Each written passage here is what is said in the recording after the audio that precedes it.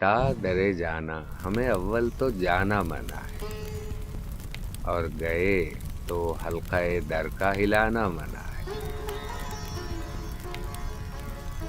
हल्का-ए दर अगर हिलाया भी तो बोले कौन है? अब बताएं क्या कि नाम अपना बताना मना है। नाम बतलाया जो मैंने तो वो सुनकर चुप रहे, फिर पुकारें किस तरह से? गुल मचाना मना है। गुल मचाकर घर पुकारा भी तो झुंझला के कहा, जाओ क्यों आए, तुम्हें घर में बुलाना मना है। और बुलाया भी तो फिर जाएं वहां हम किस तरह? वो जहां हैं हमको वहां तक बार पाना मना है। बार पाकर कुछ अगरचे हम गए भी वहां तलक, आंख उठाकर क्यों के देखें, आंख उठाना मना है।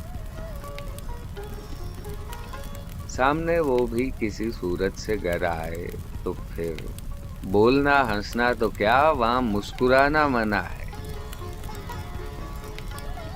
मुस्कुराए भी तो कुछ चुपके उन सवार, दिल में क्या क्या मुद्दा और लब हिलाना मना है।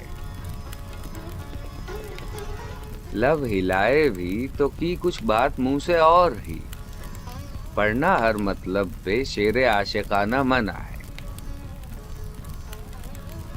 आशिकाना शेर भी कोई पढ़ा तो पढ़ के फिर आह भरना मना है, आंसू बहाना मना है।